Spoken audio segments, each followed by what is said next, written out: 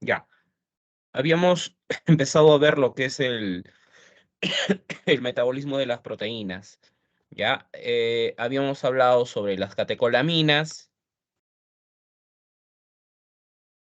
que son la dopamina, la noradrenalina y la epinefrina.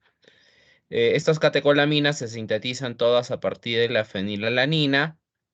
La fenilalanina genera la tirosina, estos dos son aminoácidos, y la tirosina es la que genera primero la dopamina, luego la dopamina genera noradrenalina y la noradrenalina genera la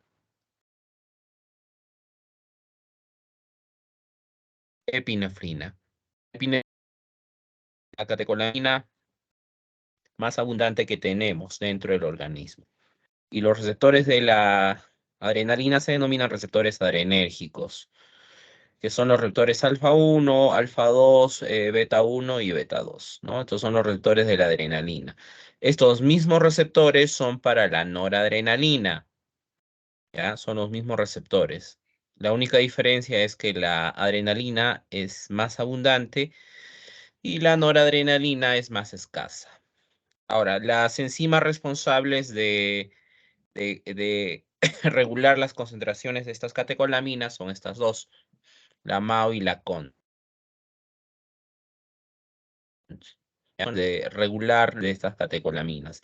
También habíamos mencionado que hay un grupo de fármacos que produce inhibición de la MAO, ¿no? Ese grupo de fármacos que inhibe la MAO se denominan inhibidores de la monoaminoxidasa y es el caso de algunos antidepresivos. ¿Ya? Cuando utilizamos estos antidepresivos, inhiben a la monoaminoxidasa de tal forma que la concentración de estas catecolaminas se va a incrementar, van a estar bien. Habíamos dicho también que desde el punto de vista metabólico, los aminoácidos los clasificamos en aminoácidos glucogénicos y aminoácidos cetogénicos. ¿Ya? Los aminoácidos glucogénicos son aquellos que se utilizan para sintetizar glucógeno, es decir, que a partir de estos aminoácidos se lleva a cabo el proceso de la gluconeogénesis, por eso se llaman glucogénicos. Y los cetogénicos son aminoácidos que se utilizan para sintetizar la acetilcoenzima A y los cuerpos cetónicos. ¿Ya? Esos son los cetogénicos. Es el caso del triptófano, bueno, acá está más detallado, ¿no? Leucina y lisina, ¿no? Son cetogénicos. Los glucogénicos son los que están en más cantidades, el aspartico, el glutámico. Con estos se sintetiza la glucosa nueva, es decir, sirven para que se pueda realizar la primera etapa de la gluconeogénesis. Y con los cetogénicos ya se sintetiza la acetilcoenzima A y los cuerpos cetónicos. ¿Ya? Ahora, este ciclo de la urea es un ciclo que es muy importante para nosotros porque es la única forma para poder eliminar este amoníaco. ¿Ya? El amoníaco en el organismo, la única forma para que se pueda eliminar o excretar del organismo es que ingrese a un ciclo llamado ciclo de la urea. Y eso implica la formación de urea y su excreción por vía renal. ¿Cómo se lleva a cabo este ciclo de la urea? Este ciclo de la urea empieza en la mitocondria, ¿ya? Ahí va a empezar con la ciclación del amoníaco con el dióxido de carbono. El amoníaco es el principal metabolito del catabolismo de los aminoácidos y el dióxido de carbono también es un producto metabólico que metabolismo de las macromoléculas, ¿no? De carbohidratos, proteínas y algunos lípidos, principalmente carbohidratos y proteínas. De ahí proviene este CO2. Entonces, estos se fusionan y esto genera una molécula llamada carbamilfosfato. ¿Ya? Este carbamilfosfato luego se fusiona con una molécula de ornitina, generando una molécula de citrulina. ¿ya? La citrulina se fusiona con el aspartato, que es un aminoácido, es el ácido aspartico, y cuando se genera la arginosuccinato, ¿ya? Esto ya ocurre en el citosol de la célula. Hasta la generación de citrulina ocurre en la mitocondria, ¿ya? Carbamilfosfato se fusiona con la ornitina para generar citrulina. Eso es en la mitocondria. Y luego esta citrulina se fusiona con el aspartato, que es un aminoácido, para generar la arginosuccinato. Luego, esta arginosuccinato va a generar dos moléculas, el fumarato y la arginina, ¿ya? El fumarato y la arginina. Y la arginina finalmente genera urea y genera y vuelve a regenerar la ornitina. O sea, este es un ciclo que es parecido al ciclo de Krebs. Hemos tenido que existe una molécula que se regenera, ¿no? Que se vuelve a regenerar nuevamente. Esa molécula que se regenera es el oxalacetato. Es por eso que se le conoce como molécula catalítica. En el metabolismo de las proteínas, esta ornitina se está regenerando nuevamente. Como se regenera nuevamente, a esta molécula también se le denominaría molécula catalítica, ¿no? Porque se parece a las enzimas en el hecho de que es una molécula que no se gasta, que no sufre modificación alguna, ¿no? En una vuelta completa del ciclo de Krebs se vuelve a regenerar, ¿ya? Entonces la ornitina también vendría a ser una molécula catalítica, ¿ya? Entonces esto es el ciclo de la urea, que inicia en la mitocondria con la fusión del dióxido de carbono con el amoníaco, se genera el carbamilfosfato, luego el carbamilfosfato se fusiona con la ornitina, generando la citrulina, luego esta citrulina atraviesa la membrana mitocondrial para llegar al citosol de la célula para fusionarse con el aspartato, ¿ya? Los dos se fusionan para generar el arginosuccinato. Este arginosuccinato luego va a generar el fumarato y la arginina. Y finalmente, la arginina genera urea y vuelve a regenerar la ornitina. ¿Ya? Esto viene a ser el ciclo de la urea. O sea, son reacciones de fusión, reacciones de fusión, reacciones de hidratación, reacciones de ligación. Son este tipo de reacciones que ocurren.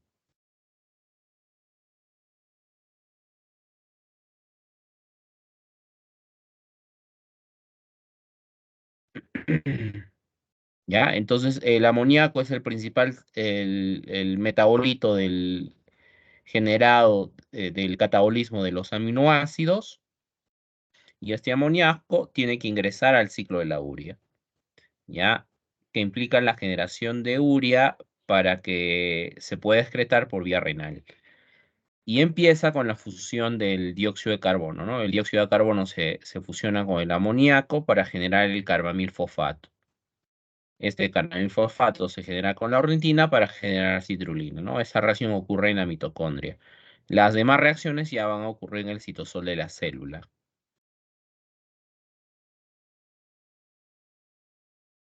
Ahora, existe algo en común entre el ciclo de la urea y el ciclo de Krebs, ¿ya? Hay dos moléculas que van a interconectar el ciclo de Krebs y la urea.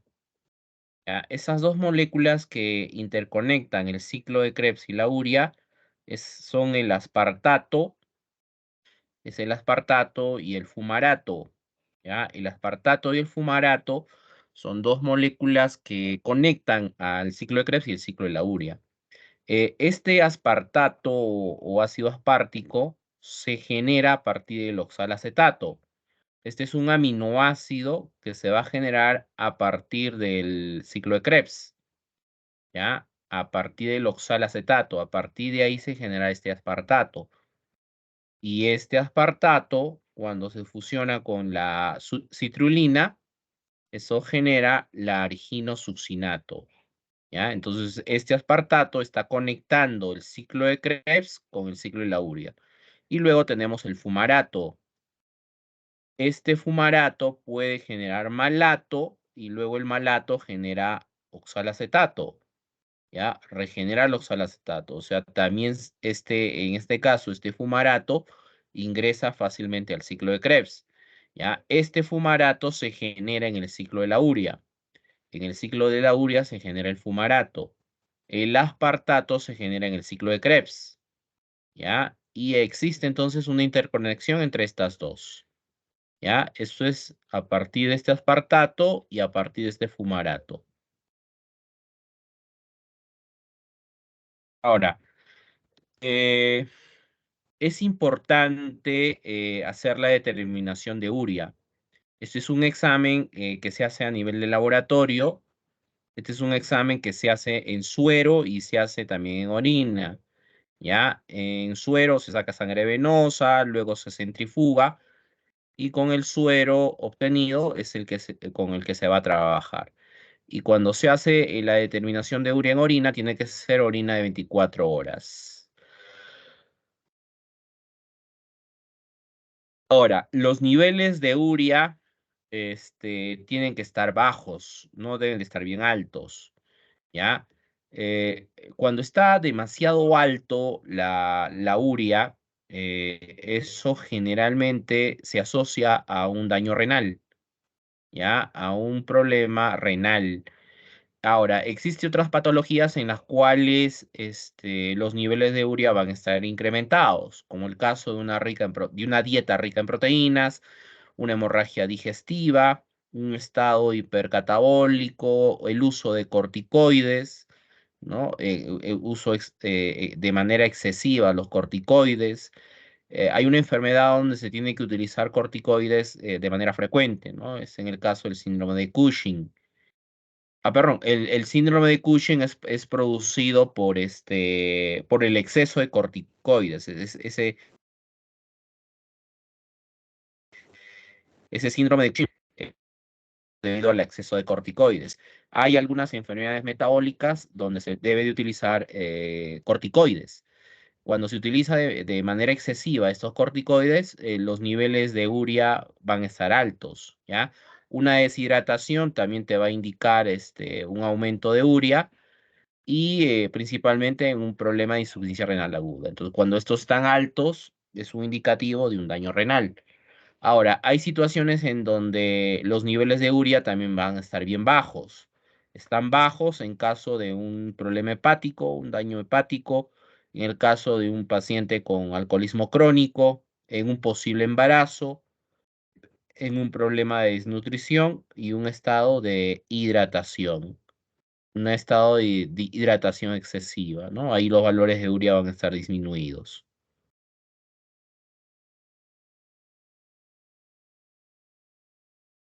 Ahora, esto de aquí es importante porque es la forma como se sintetiza el ácido úrico en el organismo, ¿ya? Este ácido úrico se va a sintetizar a partir de la hiposantina. Para que se pueda generar la hiposantina en el organismo, se tiene que fusionar la adenina y la guanina, que son bases nitrogenadas, ¿no? Cuando se fusiona la adenina y la guanina, eso genera la inosina.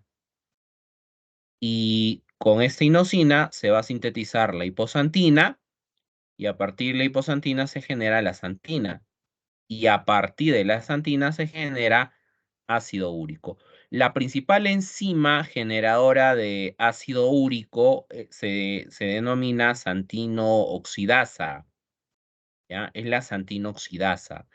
Es una de las principales enzimas generadoras de ácido úrico. Ahora,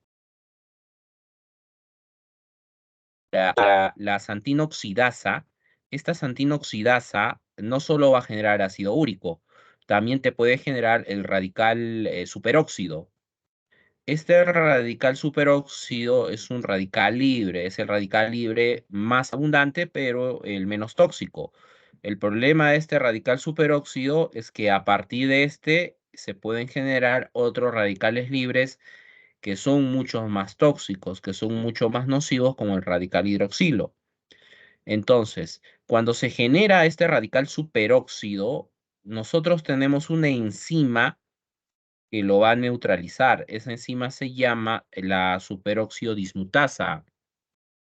¿Ya? Esta superóxido dismutasa actúa sobre este radical hidroxilo y lo desdobla en agua y peróxido de hidrógeno. La idea es que no se forme radical hidroxilo, esa es la idea. ¿Ya? Entonces, vamos a evitar la generación de ese radical hidroxilo por acción de esta enzima, de la superóxido dismutasa. ¿Ya? Esta superóxido dismutasa actúa sobre el superóxido generando peróxido de hidrógeno y agua. Entonces, la idea es que no se genera radical hidroxilo. ¿Ya? Entonces, este es el metabolismo normal de cómo se forma ácido úrico en el organismo. Ahora, ¿por qué es importante mencionar al ácido úrico? Porque el exceso de ácido úrico en el organismo, si yo encuentro un exceso de ácido úrico en sangre, a eso se denomina hiperuricemia. ¿Ya? Una hiperuricemia es la acumulación de ácido úrico en el organismo. El ácido úrico no se debe acumular. Si se acumula el ácido úrico, eso es una hiperuricemia y eso es causa de una enfermedad llamada la enfermedad de la gota. ¿Ya? Eso produce una enfermedad de la gota. Entonces, el ácido úrico no se está eliminando de manera adecuada, se está acumulando en el organismo, se acumula en sangre. Y eso produce esta enfermedad, ¿no? La enfermedad de gota. Esta enfermedad de gota es ocasionada por el depósito de estos cristales de ácido úrico, ¿no? Los cristales de urato. Y estos cristales de urato se depositan a nivel de las articulaciones o en algunos tejidos, ¿no? Y lo que va a causar prácticamente es una inflamación. Es una inflamación a nivel de las articulaciones. Es lo que va a causar la enfermedad de la gota.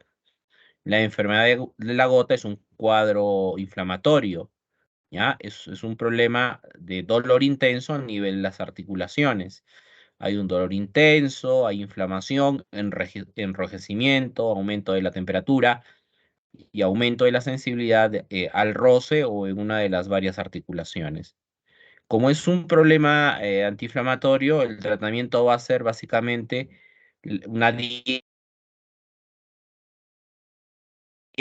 cuidar la dieta, una alimentación, una hidratación adecuada, control de peso, realizar actividad física, limitar el consumo de alcohol y acompañar de un tratamiento farmacológico. Básicamente es dar antiinflamatorios. Se puede dar AINES o de lo contrario se utiliza un corticoide que es la prednisona o en todo caso se utiliza la colchicina, ¿no? La colchicina se va a utilizar si es que hay un daño hepático.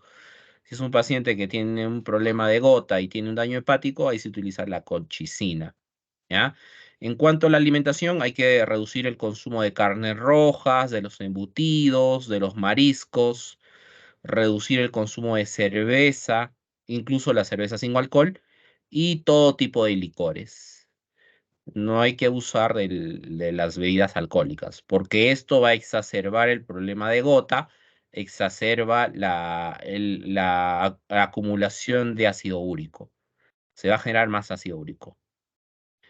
¿Ya? Ahora, hay una enfermedad metabólica en la cual existe acumulación del amoníaco en el organismo. Esta enfermedad, la cual produce acumulación del amoníaco en el organismo, se denomina la hiperamonemia, ¿ya? Esta de acá,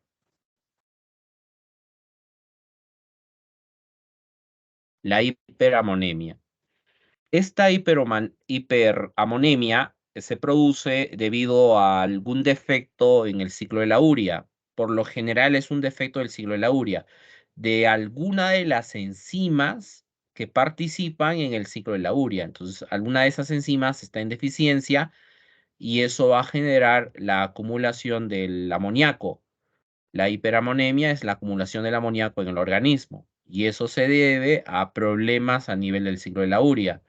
O sea, hay enzimas que no están trabajando de manera adecuada que pertenecen al ciclo de la urea, ¿no? Y eso genera la acumulación del amoníaco, ¿no? Esto afecta principalmente a neonatos, ¿ya? A algunos neonatos. Puede afectar a algunos neonatos, ¿ya? Esa enfermedad se llama la hiperamonemia.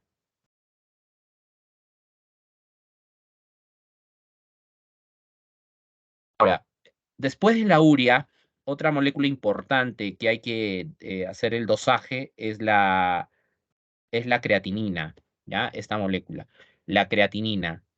Esta creatinina, ¿cómo se genera? Se genera a partir de la creatina. La creatina es una molécula que se genera debido a la fusión de tres aminoácidos, de la fusión de la arginina, la glicina y la metionina.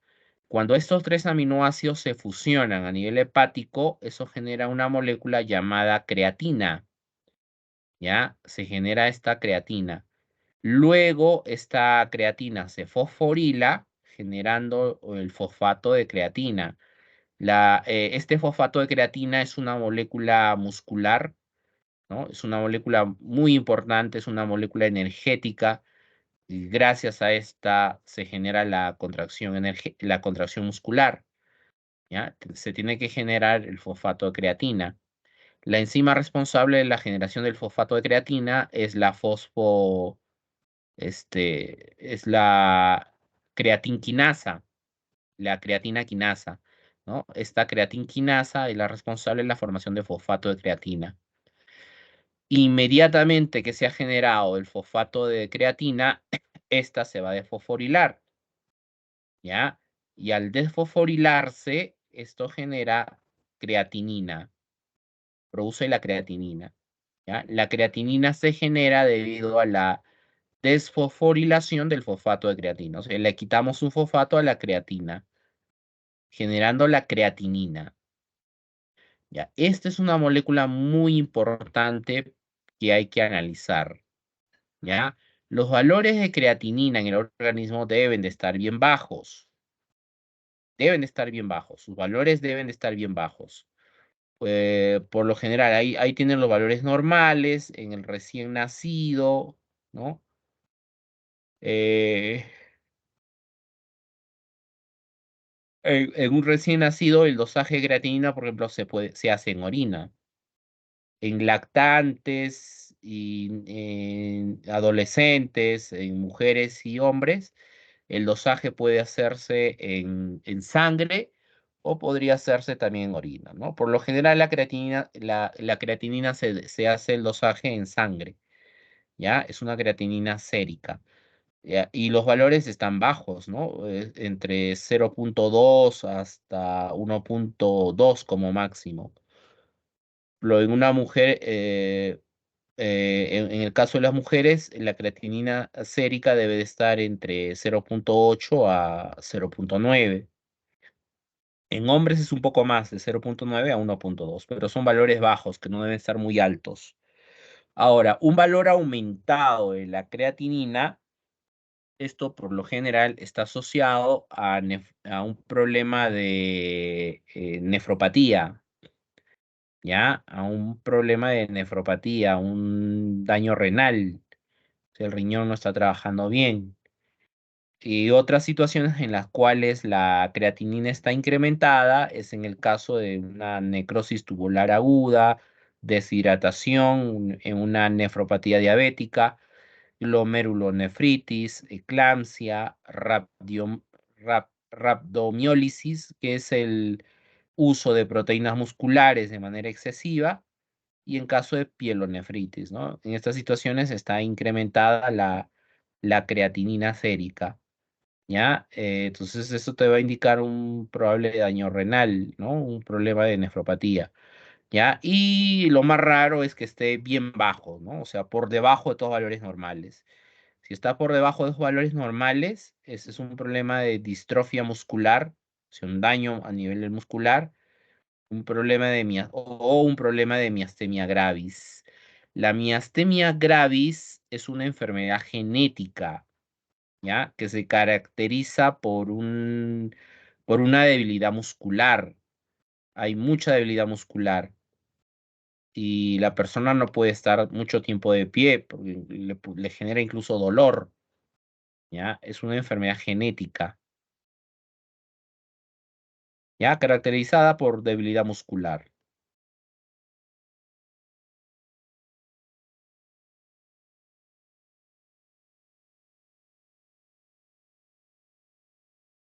Ya, esta es la fórmula, es una fórmula matemática que se utiliza para evaluar la filtración glomerular. Esta fórmula matemática se utiliza mucho a nivel hospitalario, ¿ya? Es la fórmula de Cockgroyd-Gault.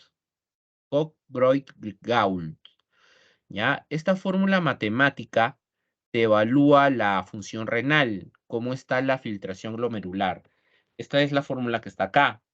¿Ya? La filtración glomerular va a ser igual a 140 menos la edad que tienes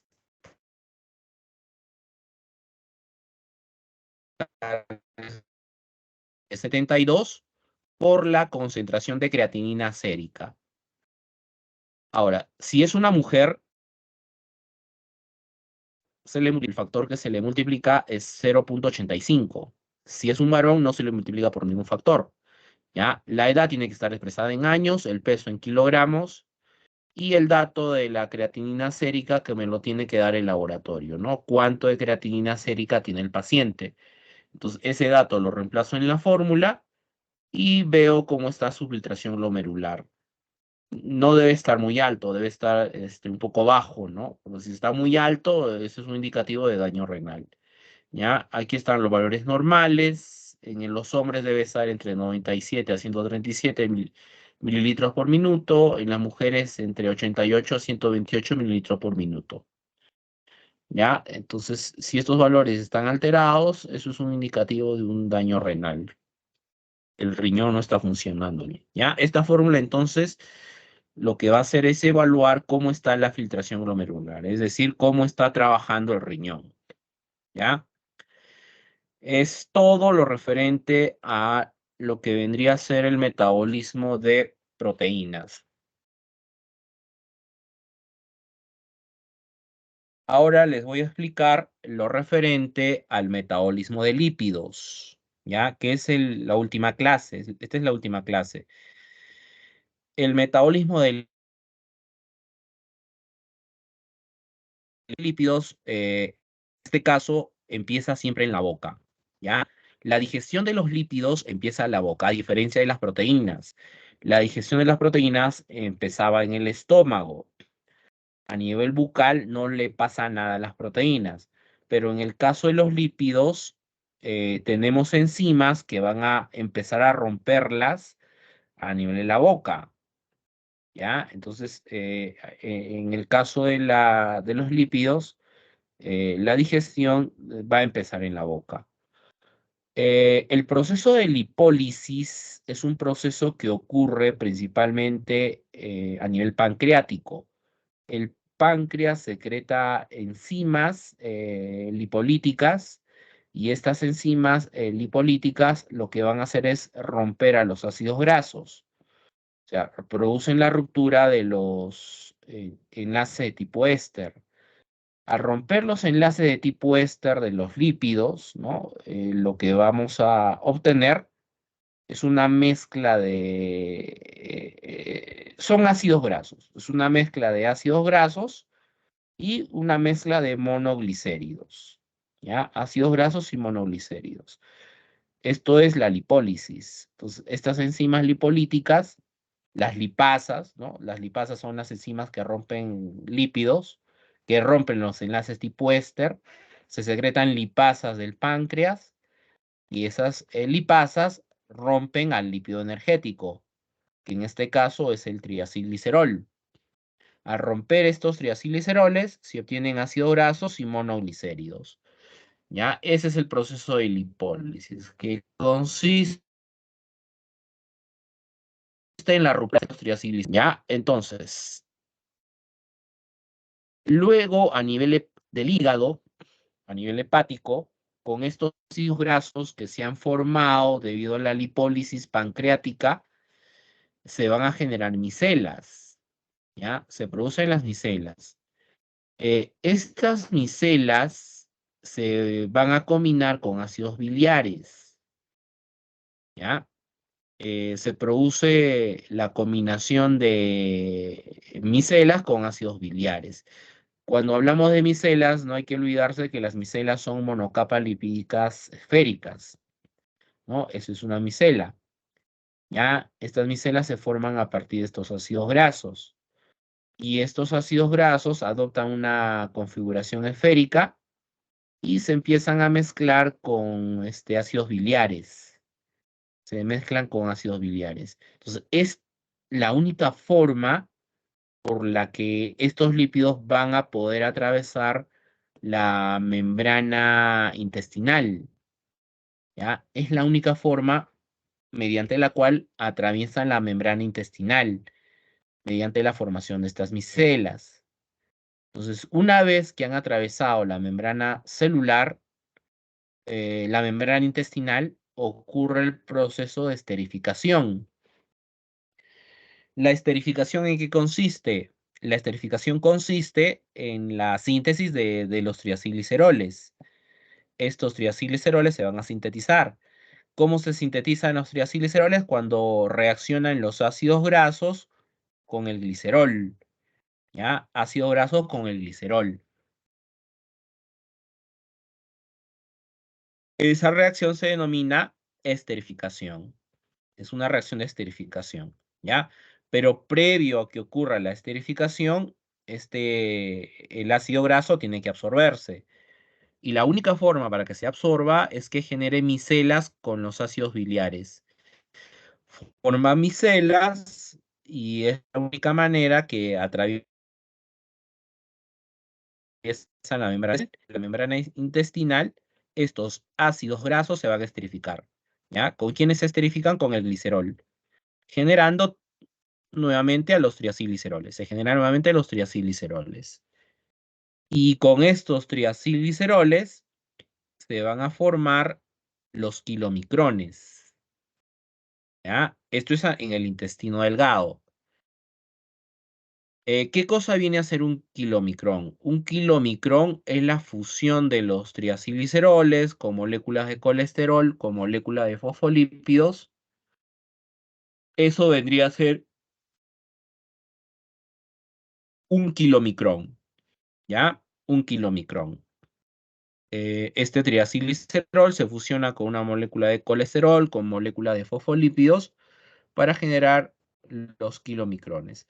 Estos kilomicrones son lipoproteínas. Entonces, las primeras lipoproteínas que van a ser sintetizadas son los kilomicrones, ¿ya? Van a ser los kilomicrones. Y para que se genere, necesito que se produzcan los triacilgliceroles. O sea, se vuelvan a esterificar, ¿ya? El ácido graso se esterifica con el glicerol, generando el triacilglicerol, y luego estos triacilgliceroles se fusionan con moléculas de colesterol y fosfolípidos, generando el primer kilomicrón, ¿no? Que son los kilomicrones.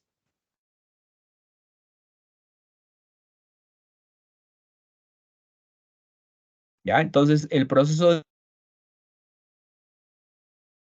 digestivo en la boca, con las lipasa lingual, hay una lipasa lingual que se secreta y que va a producir hidrólisis de los lípidos, rompe los enlaces tipo éster, ¿no? Eso es una lipólisis.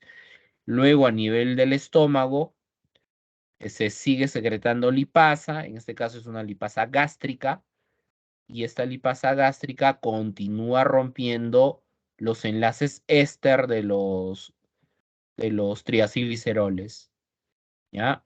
Rompe los enlaces de los triacilgliceroles para, finalmente, a nivel del intestino delgado, estamos acá, ¿no? Antes de eso se tienen que formar las micelas, ¿no? Se tienen que formar las micelas. O sea, una vez que ocurra la lipólisis, esto de acá, esto es lipólisis, esto es lipólisis, ¿ya? Con esta lipólisis, la lipólisis es producida por las lipasas. Se rompen los enlaces éster y producto de esto obtengo monoglicéridos y ácidos grasos. Luego esos ácidos grasos, para que atraviesen la membrana intestinal, tienen que formar micelas con los ácidos biliares. Aquí dentro del intestino, los ácidos grasos se esterifican, ¿ya? Se van a esterificar. Se esterifican con el glicerol para generar triacilgliceroles. Se generan los triacilgliceroles. Y luego, con esos triacilgliceroles, se fusiona moléculas de colesterol y moléculas de fosfoacilglicerol, de fosfolípido, para generar los kilomicrones, para que se generen los kilomicrones, ¿ya? Eso ocurre a nivel intestinal.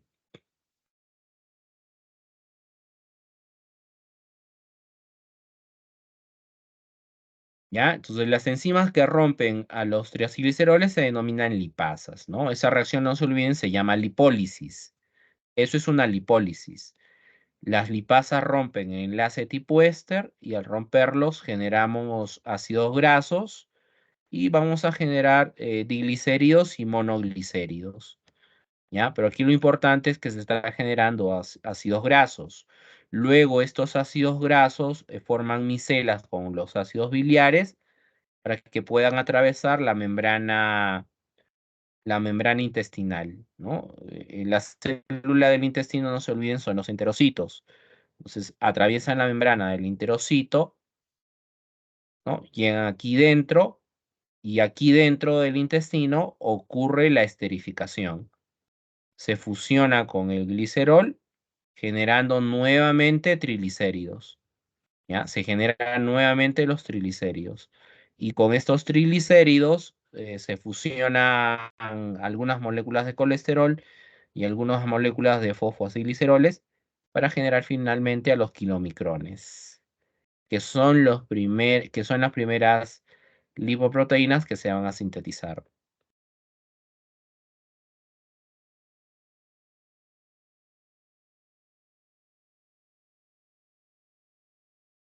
Algo parecido ocurre con la absorción del colesterol. ¿Ya? En la dieta, en los alimentos, vamos a tener la presencia de ésteres de colesterol. Hay alimentos que contienen colesterol y esos ésteres de colesterol van a estar esterificados, ¿ya? Entonces, ocurre la lipólisis, tiene que ocurrir la lipólisis, actúan las lipasas, rompen el enlace tipo éster. Al romper ese enlace tipo éster, ahí obtendría ácidos grasos y colesterol, ¿no? Luego estas moléculas se fusionan con los ácidos biliares para generar micelas, atraviesan la membrana celular del enterocito y dentro del enterocito estas moléculas de colesterol van a ser utilizadas para fusionarse con los triacilgliceroles. Se fusionan con los triacilgliceroles para generar los kilomicrones. O sea, con este colesterol se tiene que generar los kilomicrones, ¿ya? Los kilomicrones no es más que una mezcla de colesterol, de triacilgliceroles y algunos fosfoacilgliceroles, ¿no? Esos son los kilomicrones.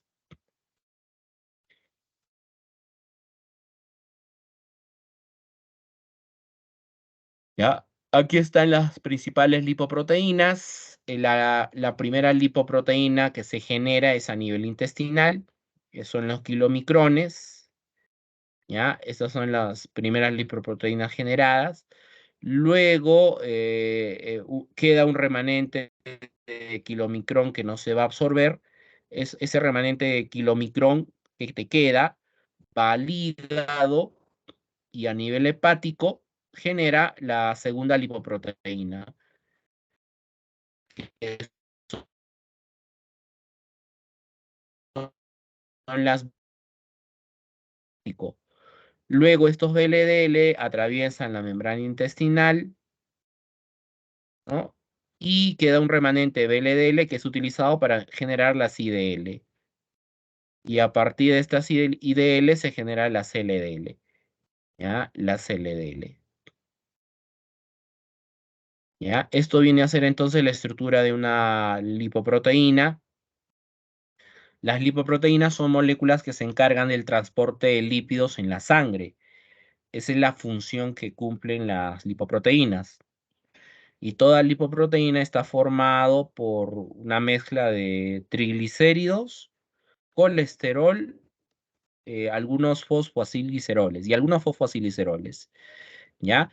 Estas lipoproteínas a nivel de su membrana tienen unas moléculas llamadas apoproteínas, ¿ya? Son las apoproteínas que actúan como receptores para que puedan unirse a los lípidos.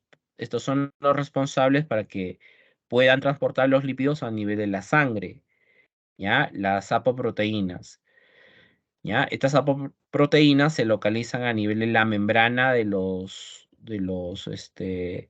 las lipoproteínas, ¿ya? Una lipoproteína entonces tiene triglicéridos, tiene colesterol, tiene algunas moléculas de fosfoacilgliceroles y tiene en su membrana tiene adherido apoproteínas que sirven como receptores para que se puedan unir a los lípidos.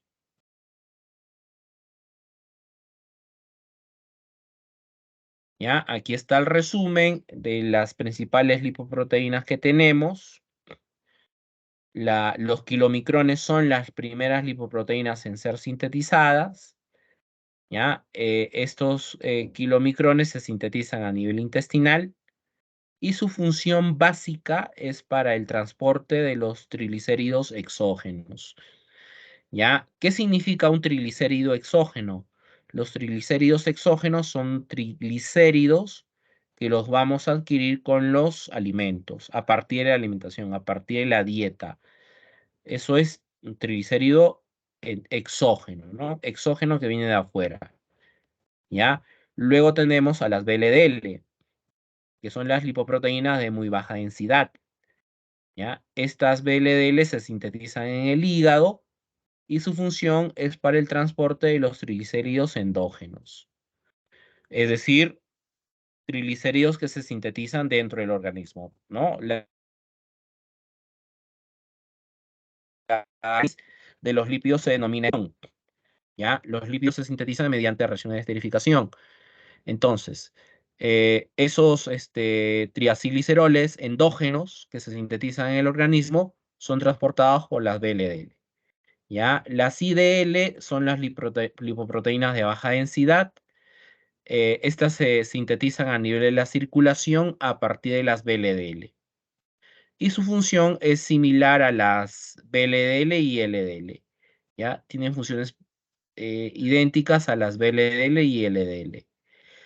Las LDL, que son las lipoproteínas de baja densidad, estas se sintetizan en la circulación a partir de las IDL. Y su función es para el transporte del colesterol del hígado a los tejidos, ¿ya? Transportan el colesterol del hígado a los tejidos. Y finalmente las HDL, que son las lipoproteínas de alta densidad. Se sintetizan en el hígado y estas lo que hacen es transportar colesterol de los tejidos al hígado. Ya hacen lo opuesto a las LDL. Las LDL van a transportar el colesterol del hígado a los tejidos. Del hígado a los tejidos. Y las HDL hacen lo opuesto, ¿no? Transportan el colesterol de los tejidos al hígado. ¿Ya? Este es el esquema, similar a lo que ya hemos visto. La primera lipoproteína en ser sintetizada son los kilomicrones. ¿Ya? Son los kilomicrones. Para que se formen los kilomicrones necesitamos que se generen a nivel intestinal triacilgliceroles. Esos triacilgliceroles se fusionan con algunos fosfolípidos y moléculas de colesterol.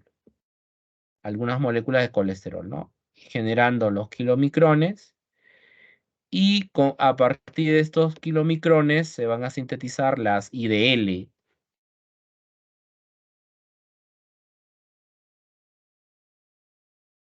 ¿ya? Las IDL, ¿ya? A ver, no, perdón, las IDL no es las BLDL, ¿ya? Las BLDL, las lipoproteínas de muy baja densidad, las BLDL, ¿ya? A partir de estos kilomicrones se sintetizan las BLDL. Eso ocurre en el hígado, ¿ya? Es fuente entonces para la síntesis de las BLDL, su fuente van a ser los kilomicrones. Y a partir de las BLDL se producen las IDL. Y a partir de las IDL se generan las LDL, ¿ya? Las LDL. Ahora, este es el esquema que tienen que memorizar, por favor. Este es el esquema del metabolismo de los lípidos. Cuando hablamos del metabolismo de los lípidos, el metabolismo de los lípidos tiene tres etapas, ¿ya? Son tres etapas marcadas del metabolismo de los lípidos. La primera y la segunda etapa tiene catabolismo y anabolismo diferenciable, ¿ya? Hay catabolismo y anabolismo diferenciable. La tercera etapa es el ciclo de Krebs. Esta tercera etapa viene a ser el ciclo de Krebs. Siempre es el ciclo de Krebs, ¿ya? A ver, ¿qué cosa vendría a ser el catabolismo de los lípidos en primera etapa? El catabolismo de los lípidos en primera etapa no es más que la ruptura de los triacilgliceroles para generar ácidos grasos. Esa reacción se llama lipólisis. Las enzimas que producen esto se llaman lipasas, son las lipasas. Hay lipasas linguales y hay lipasas a nivel digestivo, ¿no? A nivel del estómago, ¿ya? Eso es la lipólisis. La lipólisis viene a ser la ruptura de los ácidos grasos. Lipo y lisis. Lisis es ruptura. ¿A quién rompemos? A los lípidos. Tiene que ser un lípido energético. Y el lípido energético son los triacilgliceroles. Rompemos este lípido y generamos ácidos grasos más glicerol. Lo importante ahí es que se genere ácidos grasos. ¿Ya? Eso es catabolismo de lípidos en primera etapa. El anabolismo de lípidos en primera etapa, ¿ya? Este anabolismo de lípidos en primera etapa vendría a ser la síntesis de los triacilgliceroles a partir de los ácidos grasos. Síntesis de triacilglicerol a partir de los ácidos grasos. Esa reacción se denomina esterificación, ¿ya? Esta esterificación significa que el ácido graso se esterifica con el glicerol. Cuando el ácido graso se esterifica con el glicerol, eso genera los triacilgliceroles. Eso es una reacción de esterificación. ¿Ya? Entonces, en la primera etapa tenemos la esterificación, que es el proceso anabólico, y la lipólisis, que es el proceso catabólico.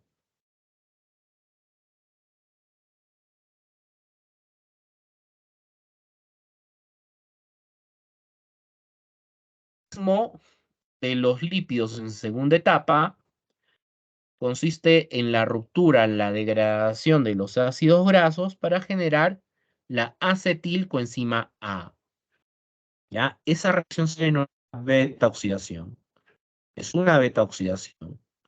¿Ya? Ácidos grasos a partir de la acetilcoenzima A. Rompemos ácidos grasos para producir acetilcoenzima A. Eso se llama beta oxidación. ¿Ya? Y el proceso anabólico en segunda etapa vendría a ser la síntesis de los ácidos grasos a partir de la acetilcoenzima A. Sintetizamos los ácidos grasos a partir de la acetilcoenzima A. Eso se llama lipogénesis. ¿Ya? La lipogénesis. Síntesis de los ácidos grasos a partir de la acetilcoenzima A. Ahora, ¿de dónde proviene la acetilcoenzima A? Esta acetilcoenzima A es proveniente del metabolismo de los carbohidratos y de las proteínas. ¿Ya? De ahí proviene esta acetilcoenzima A. Cuando hay procesos catabólicos de carbohidratos y aminoácidos, ahí se va a generar la acetilcoenzima A. Es proveniente del metabolismo de estas dos macromoléculas. ¿Ya? Y con esta acetilcoenzima A, yo puedo generar ácidos grasos. Eso es una lipogénesis. O también una parte de estos ácidos, de esta acetilcoenzima A, puede servir para hacer el ciclo de Krebs. Ya, no se olviden que esta es la molécula que va a generar el ciclo de Krebs, la acetilcoenzima A. ¿Ya? La acetilcoenzima A se fusiona con el oxalacetato para generar el citrato. Y luego al final el citrato va a generar nuevamente, se vuelve a regenerar el oxalacetato. ¿Ya? Ahora, con esta acetilcoenzima A se puede sintetizar colesterol. ¿Ya? Cogemos la acetilcoenzima A para poder producir colesterol. Eso es la síntesis del colesterol. Y luego, con estas moléculas de colesterol que ha sido sintetizada a partir de la acetilcoenzima A, se sintetizan las hormonas esteroideas. Esa reacción se llama esteroidogénesis, ¿ya? Síntesis de las hormonas esteroideas, ¿no? La hormona sexual masculina, la hormona sexual femenina, ¿no? Esa es una esteroidogénesis. ¿Ya? Y bueno, y la cetogénesis, que esto implica la formación de los cuerpos cetónicos. La cetogénesis siempre se da a partir de la acetilcoenzima A, se forman los cuerpos cetónicos, y estos cuerpos cetónicos son utilizados en situaciones de ayuno, en donde haya un ayuno prolongado, un ayuno intermitente, y son utilizados con fines energéticos, ¿no? Para que se genere ATP.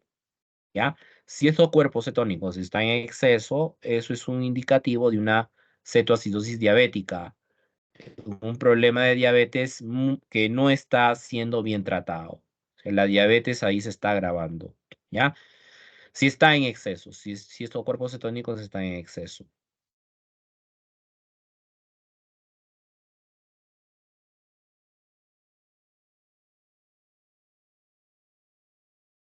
¿Cómo se lleva a cabo las reacciones de beta oxidación? Espera, hasta abajo.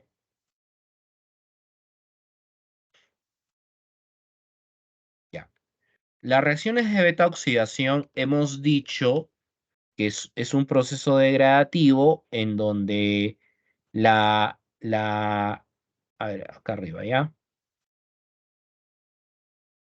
Esta reacción de beta oxidación es un proceso degradativo en donde los ácidos grasos son utilizados para generar la acetilcoenzima A, ¿no? Esa es la beta oxidación, ¿ya? Entonces, con esta beta oxidación se genera la acetilcoenzima a partir de los ácidos grasos.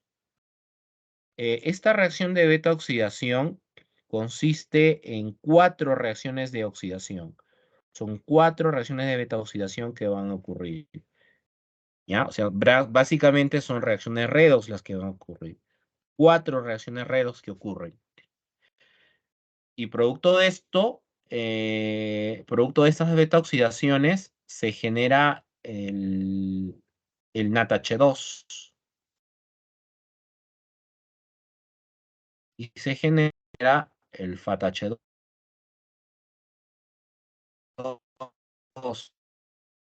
Dos. Se generan coenzimas reducidas. Y estas coenzimas reducidas son las que generan cadena transportadora de electrones. O sea, en las reacciones de beta oxidación se van a producir ATPs. ¿Ya? ¿Cómo es que se producen los ATPs? Debido a la generación de la cadena transportadora de electrones. Se genera FATH2, se produce NADH2, coenzimas reducidas, y las coenzimas reducidas generan cadena transportadora. ¿Ya? No se olviden que los lípidos son energéticos.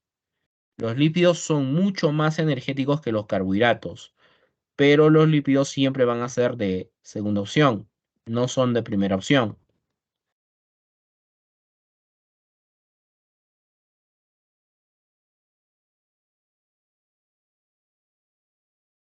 ¿Ya? Una vez sintetizado, o sea, cuando se produce la lipogénesis, esos, estos triacilgliceroles se van a sintetizar a nivel del tejido adiposo y básicamente se almacenan a nivel de los adipocitos, ¿ya? Tenemos dos tipos de adipocitos, los adipocitos blancos y los adipocitos marrones, ¿ya? Adipocitos blancos y los adipocitos, diferencia entre este adipocito blanco y este adipocito marrón. Viendo ahí el esquema, ¿no?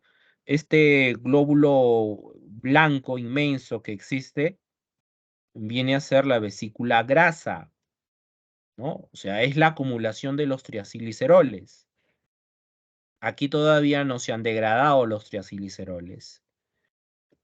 Y este adipocito blanco genera adipocito marrón, ¿ya?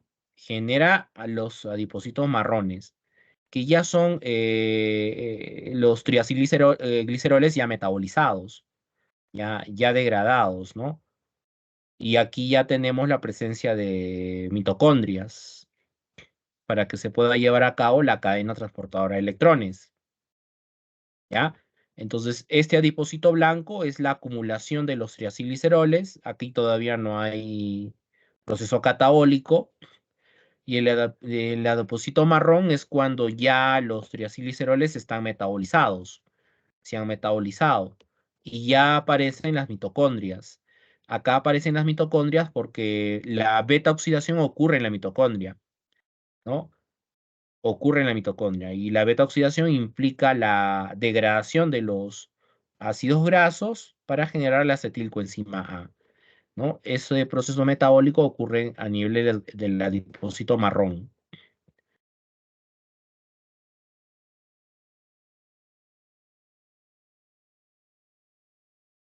¿Ya? La síntesis de los ácidos grasos consiste en la repetición de una serie de reacciones. ¿Ya?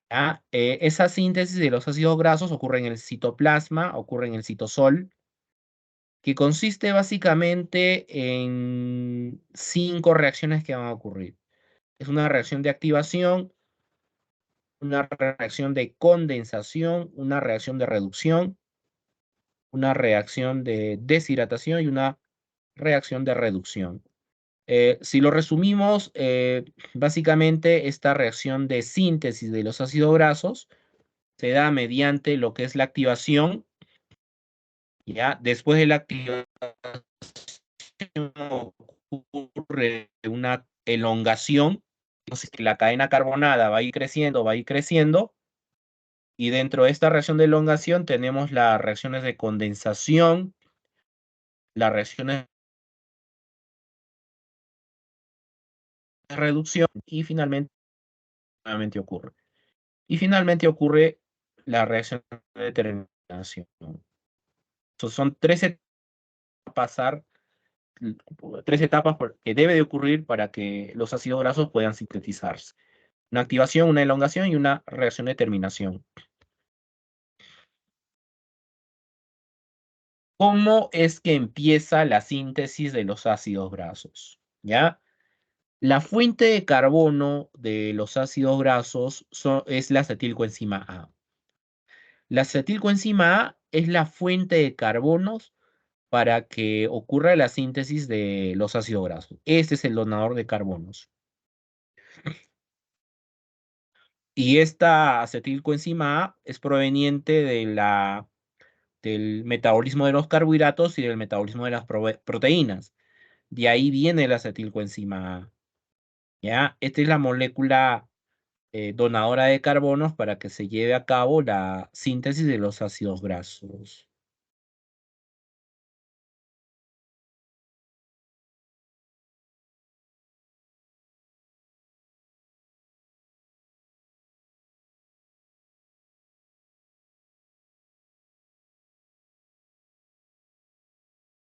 Pasar acá. Ya. Ahora, hay un transportador que se requiere para que los grupos asilos, cuando yo les hable de un grupo asilo, ¿ya? Es este grupo de acá. Este es el grupo asilo, ¿ya? Si les hablo de un grupo asilo, es este grupo, ¿ya? La acetilcoenzima no se olviden que tiene dos carbonos. Entonces, estos grupos asilos tienen que ser transportados, ¿ya? Y el transportador de estos grupos asilos es la carnitina. Va a ser la carnitina, ¿ya? Este es el transportador de los asilos, de los grupos asilos, ¿no? Aquí, por ejemplo, la carnitina es el que transporta estos grupos asilos del espacio intermembranoso, lo transporta a la matriz mitocondrial dentro de la mitocondria, ¿no? Aquí lo transporta a los grupos asilos y luego esta carnitina se separa, ¿no? Se separa y la carnitina atraviesa nuevamente la membrana celular para llegar al espacio intermembranoso para que nuevamente vuelva a coger un grupo acetilo y que lo transporte al interior de la mitocondria, ¿no? A la matriz mitocondrial. ¿Ya? Aquí adentro es donde se lleva a cabo la síntesis de estos ácidos grasos dentro de la mitocondria.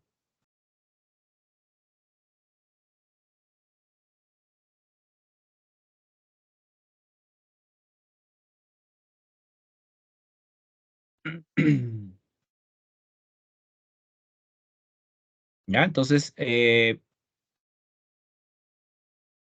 es el esquema de que existe una representación, una integración entre lo que es la glicólisis y el metabolismo de los lípidos, ¿no?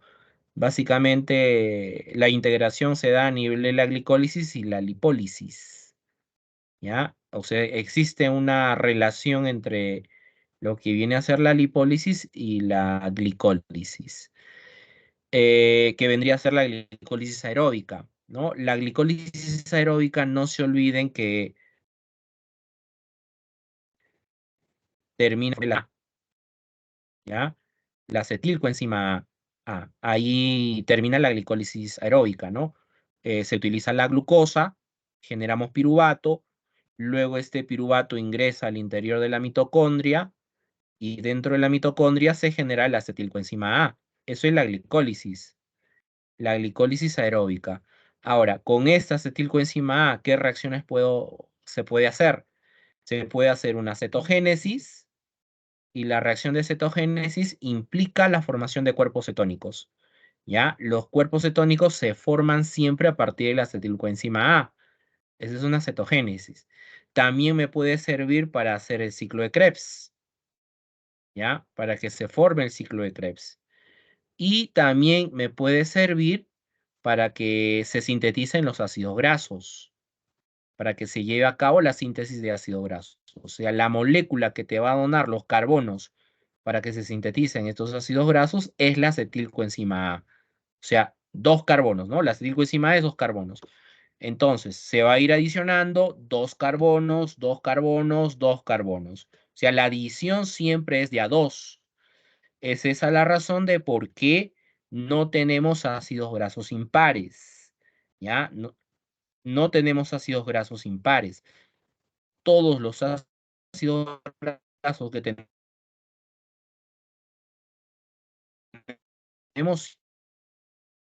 tiene solo dos carbonos. Como se va a ir adicionando dos carbonos, ahí la cadena va a ir creciendo. Y la molécula que transporta este grupo acetilo, que transporta los acetilos, es la carnitina, ¿ya? La carnitina es la molécula transportadora de los acilos.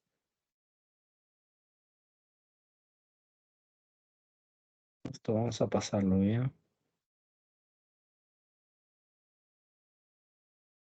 Quiero ver qué más hay acá.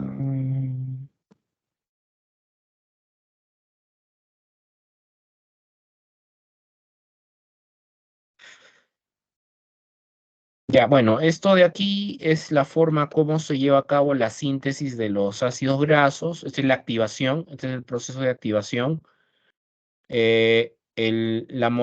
Para que necesitamos de un activador que es el que va a dar inicio a la síntesis de los ácidos grasos. Ese activador es la malonilcoenzima A, ¿ya? Se tiene que formar la malonilcoenzima A. Esta malonilcoenzima A se genera a partir de la acetilcoenzima A. La acetilcoenzima A se fusiona con una molécula de bicarbonato, estos dos se fusionan. Aquí se requiere de biotina, ¿ya? La biotina es una vitamina que en este caso actúa como cofactor, ¿ya? Actúa como cofactor. Entonces se fusiona la acetilcoenzima con bicarbonato y eso genera este compuesto llamado malonilcoenzima A, ¿ya? La malonilcoenzima A.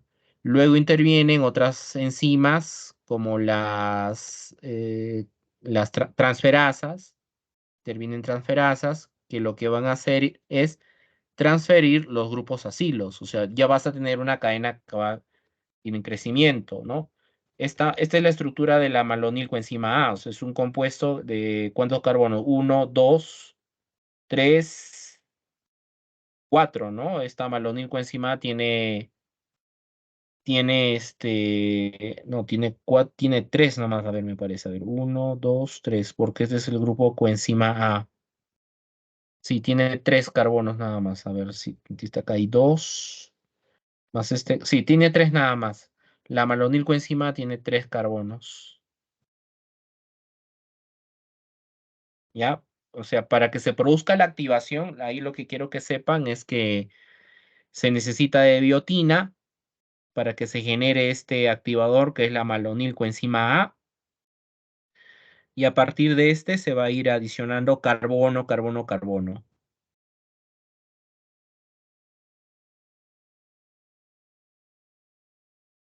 ¿Ya? Son varias reacciones que van a ocurrir, ¿no? Son varias reacciones que ocurren en donde básicamente van a intervenir sintasas, reductasas, hidrolasas, transferasas, ¿no?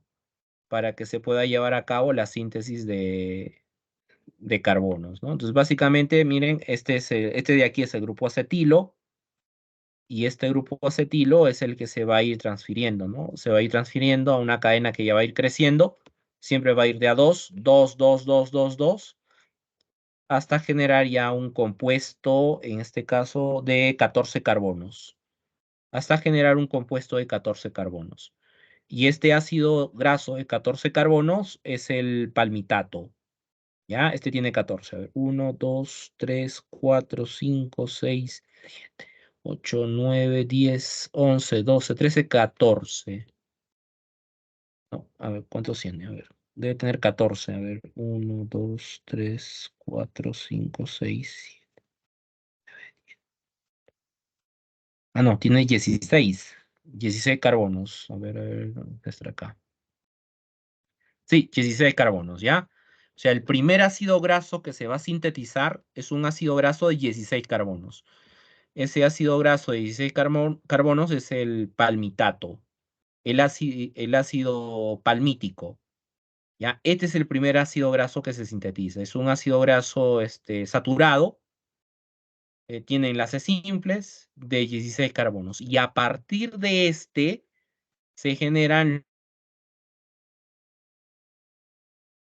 los generan los demás ácidos grasos. Se generan los demás saturados y los insaturados. Saturados e insaturados. ¿Ya? O sea, el primer ácido, vuelvo a repetir, el primer ácido graso que se genera es el palmitato, el ácido palmítico, que es un ácido graso de 16 carbonos. ¿Ya? Es un ácido graso de 16 carbonos. Y para que se pueda llevar a cabo esa síntesis, ahí el que va a ir transfiriendo el donador de carbonos es la acetilcoenzima A. Y la acetilcoenzima A tiene solo dos carbonos, ¿no? Tiene dos carbonos, ¿ya? Se va adicionando dos carbonos, dos carbonos, dos carbonos, llegar a una cadena carbonada de 16 carbonos. Esa cadena carbonada de 16 carbonos corresponde al ácido palmítico, ¿ya? Y a partir de este ácido palmítico ya ocurre la síntesis de los demás ácidos grasos, saturados e insaturados, ¿ya? El ácido palmítico, vuelvo a repetir, es un ácido graso de 16 carbonos con enlaces simples, es saturado.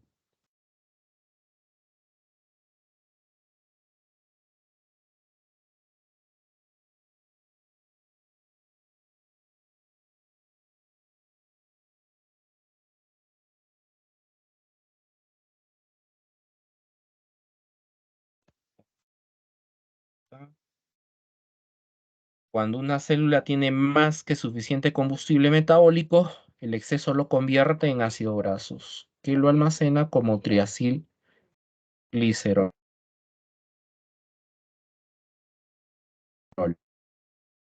Ujú. ¿Ya? El exceso lo convierte en ácidos grasos.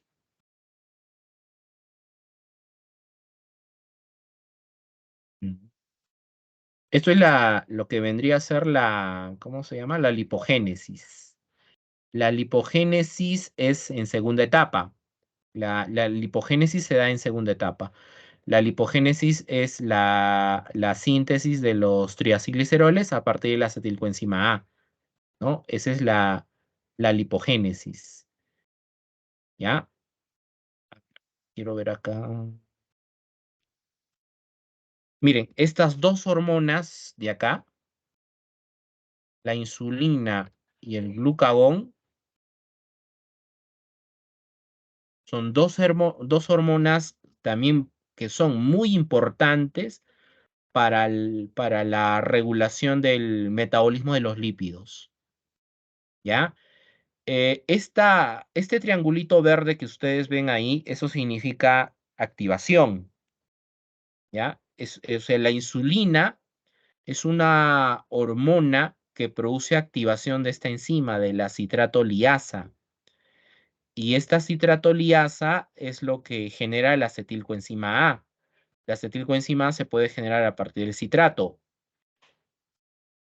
Y en el caso del glucagón, el glucagón es una hormona que produce inhibición de la acetilcoenzima A carboxilasa.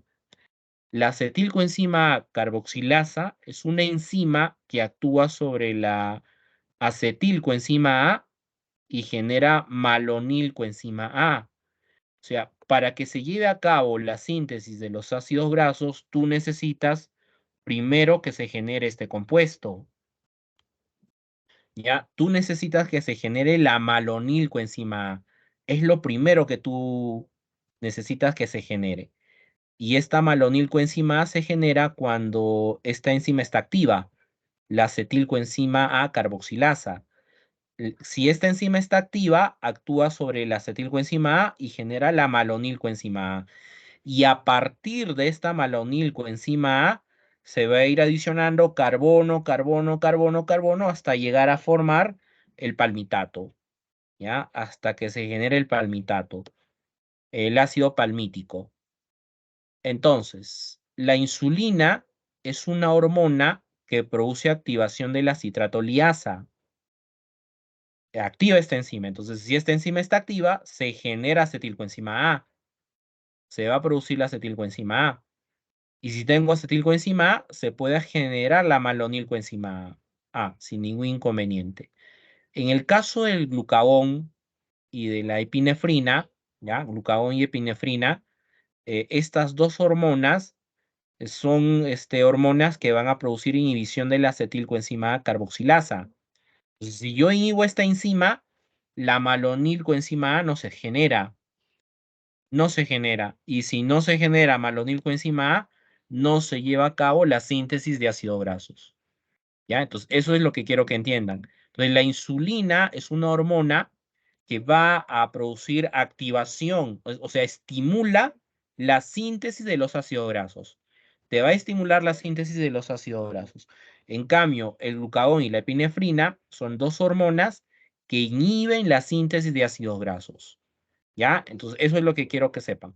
¿Ya? La insulina es un activador para que se dé la síntesis de ácidos grasos. Produce activación de la citratoliasa. Y el glucagón y la epinefrina son hormonas que inhiben la síntesis de ácido graso. ¿Qué enzima inhiben? A la acetilcoenzima carboxilasa.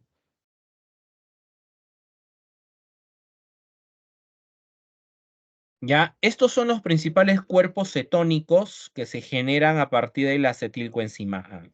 ¿Ya? Eh, a partir de esta acetilcoenzima A se generan estos cuerpos cetónicos. Eso es una cetogénesis. Esa reacción se llama cetogénesis. ¿Cuáles son estos cuerpos cetónicos que se generan?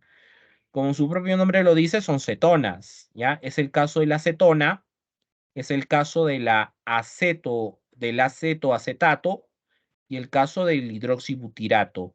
Estos son los tres principales cuerpos cetónicos que se generan a partir de la acetilcoenzima A. ¿Para qué necesitamos estos cuerpos cetónicos y cuándo se van a generar estos cuerpos cetónicos? Estos cuerpos cetónicos son importantes para que se genere energía a nivel corazón, a nivel del músculo, a nivel renal y a nivel cerebral. O sea, a partir de esos cuerpos cetónicos se genera ATP. Se va a generar ATP. ¿Para qué órganos? Corazón, músculo, riñón y cerebro. ¿Ya? ¿Y cuándo utilizo estos cuerpos cetónicos para generar ATP? Lo genero en una situación de ayuno, ¿ya? Lo genero a partir de una situación de ayuno y esa reacción va a ocurrir a nivel hepático, ocurre a nivel del hígado, ¿ya? Ahora, si estos cuerpos cetónicos están en exceso, ¿ya? Si estos están en exceso, eso te indica que vendría a tratarse de una cetoacidosis diabética. Es una cetoacidosis diabética y eso es una diabetes ya maltratada, ¿no? Complicada para el caso del paciente.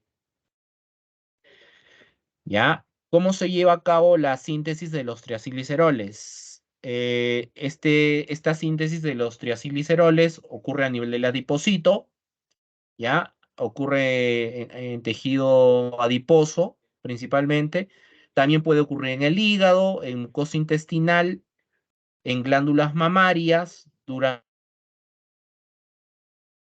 el proceso superiores. En estos órganos puede ocurrir la síntesis, órganos y tejidos, ¿no? En estos tejidos ocurre la síntesis de triacilglicerol, ¿ya? Principalmente es a nivel del adipocito, puede ocurrir también a nivel del hígado, mucosa intestinal, glándulas mamarias, en la etapa de lactación y en algunas plantas superiores. La síntesis de los triacilgliceroles ocurre a partir de la acetilcoenzima A. Esa reacción se llama lipogénesis, ¿ya? Es una lipogénesis. Los precursores de la síntesis de los triacilgliceroles son dos. Es el L-gliceril trefosfato y la acetilcoenzima A, ¿ya? Gliceril trefosfato y la acetilcoenzima A. Estos son los dos precursores para que se lleve a cabo la síntesis de los triacilgliceroles, ¿ya? Eso es una reacción de lipogénesis. Esa es una lipogénesis.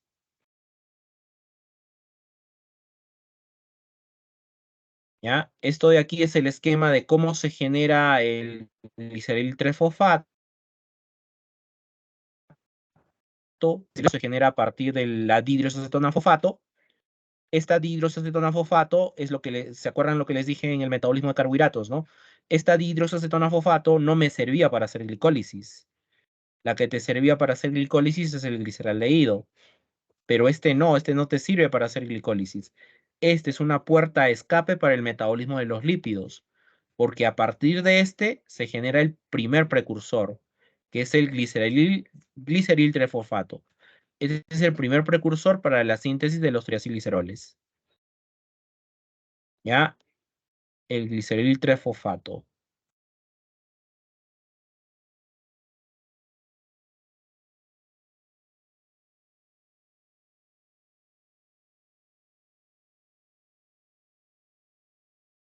Ya. ¿Cómo se lleva a cabo la síntesis de los triacilgliceroles? Aquí se está partiendo de este precursor, ¿no? Que es el gliceril trefosfato, ¿ya? Y aquí interviene también la acetilcoenzima A, gliceril trifosfato y la acetilcoenzima A. Es una reacción de transferencia, ¿ya? Es una reacción de transferencia. Este grupo de acá de color rojo, no se olviden, es un grupo acetilo. Este es un grupo acetilo. Este grupo acetilo es transferido al L-gliceril trifosfato. O sea, vas a transferir dos carbonos. Transfieres dos carbonos. Es una reacción de transferencia. Cuando tú dan dos carbonos adicionales, ¿no? Aquí está el grupo que ha sido transferido. Esta nueva molécula que se genera se denomina ácido lisofosfatídico. ¿Ya? El ácido lisofosfatídico. Este ácido lisofosfatídico se forma cuando reacciona o cuando se fusiona, ¿no? El L-gliceril trifosfato con el grupo acetilo de la coenzima A. Es una reacción de transferencia, ¿ya? Eh, Luego interviene un gliceril fosfato, el gliceril fosfato aciltransferasa, esta es una transferasa. Ocurre lo mismo en esta posición de acá, ¿ya? Ahí va a ocurrir lo mismo. Este grupo acetilo, este grupo acetilo es transferido ahora en esta posición y el compuesto que se genera ahora es el ácido fosfatídico, ¿ya? Se genera este ácido fosfatídico.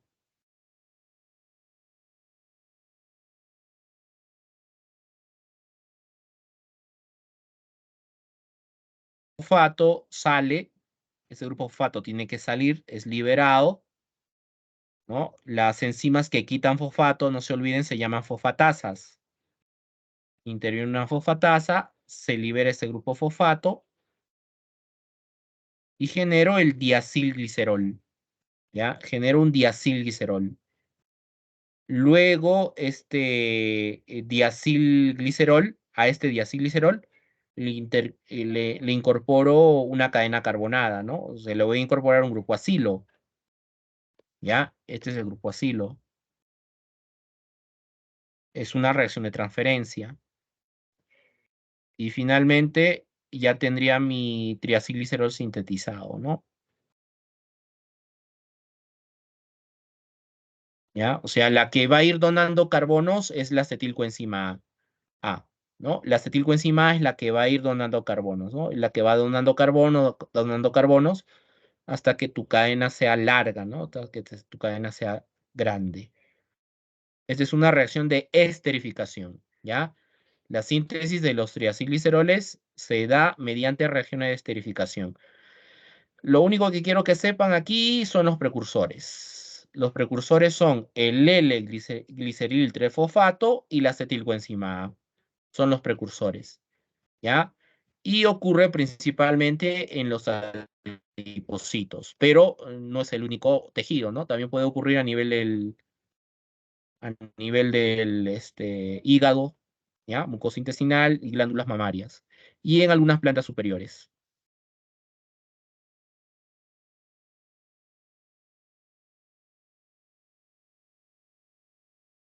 Ya, bueno, esto rápido, esto es la beta oxidación.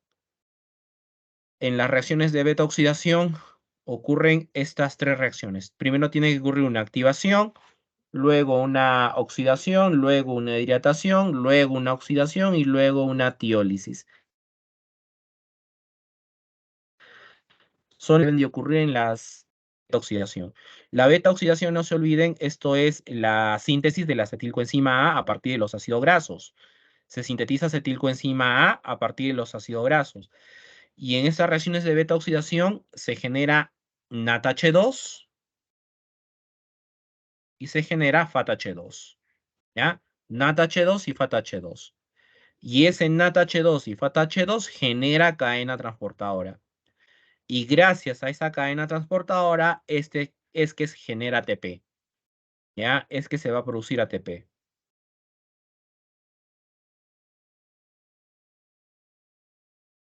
Este es el balance energético producido es la producción de ATPs en la beta oxidación, ¿ya? Es el balance de ATPs que se genera en la beta oxidación.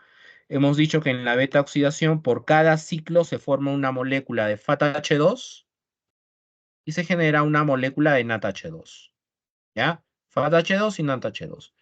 Entonces, por lo tanto, esto te va a generar cadena transportadora de electrones. Te genera cadena transportadora. Bueno, el balance de esto sí no les voy a preguntar, pero sí necesito que sepan que en la beta oxidación se genera FATH2 y NADH2. Como hay FATH2 y NADH2, se va a generar cadena transportadora. Y en esa cadena transportadora es donde se produce ATPs. ¿Ya? Ahí se produce ATPs.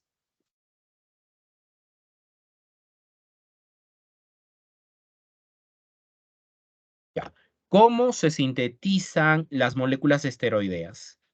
Las moléculas esteroideas se sintetizan a partir del colesterol. Ahora, ¿cómo se forma el colesterol? Para que se forme el colesterol, se tiene que formar una molécula llamada mevalonato. Y a partir de este mevalonato se va a generar el colesterol. ¿Ya? A ver, vamos a verlo resumidamente. Esto vamos a pasarlo. Ya. Entonces, se genera este mevalonato. Este mevalonato, ¿cómo se va a generar? Este mevalonato se forma a partir de la acetilcoenzima A. A partir de la acetilcoenzima A se va a generar esta molécula llamada mevalonato, ¿ya? Y luego, a partir de este mevalonato, se genera una molécula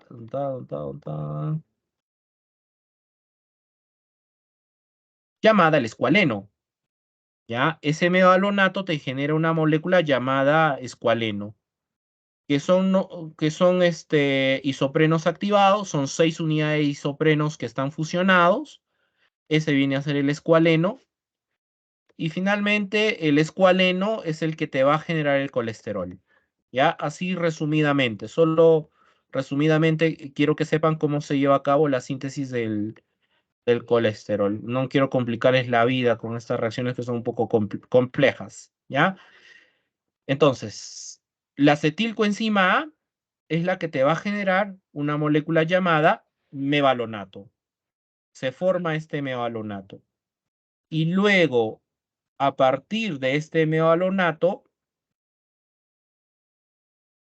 eso va a generar una molécula llamada escualeno. ¿Ya? Genera el escualeno. El escualeno no es más otra cosa que 6 isoprenos fusionados. Son 6 isoprenos fusionados.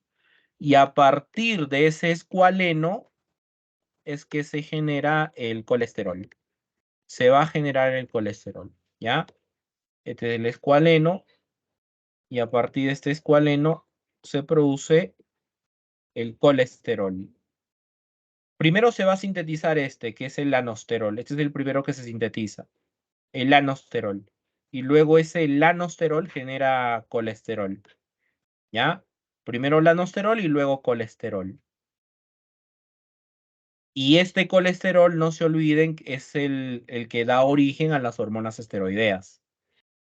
¿Ya? Es el que va a dar origen al resto de hormonas esteroideas. ¿Ya? Entonces, resumiéndolo, partimos de la acetilcoenzima A. La acetilcoenzima A va a generar el mevalonato, que básicamente es la fusión de dos moléculas, me parece que son dos, a ver, son tres moléculas de acetilcoenzima A. Tres moléculas de acetilcoenzima A que se fusionan y producto de eso se genera el mevalonato. ¿Ya? Se produce el mevalonato. Tres acetilcoenzima A que se han fusionado. Mevalonato. Y luego ese mevalonato genera el escualeno, que son 6 unidades de isoprenos, y con ese escualeno se genera la primera molécula esteroidea, ¿no? Que es el lanosterol. ¿Ya? Es este. el lanosterol. Este es el primero que se va a generar, que ya es esteroideo. Este ya es esteroideo. Y a partir del lanosterol se genera el colesterol. ¿Ya? Y con este colesterol se sintetizan las demás hormonas esteroideas. Se sintetiza la progesterona y la testosterona. ¿Ya? Entonces, eso es todo lo referente a lo que es el metabolismo de lípidos. ¿Ya? Es todo lo referente al metabolismo de lípidos. Ese sería ya la última clase. Y hasta aquí sería el examen final. ¿Alguna consulta, pregunta? Voy a dejar de grabar.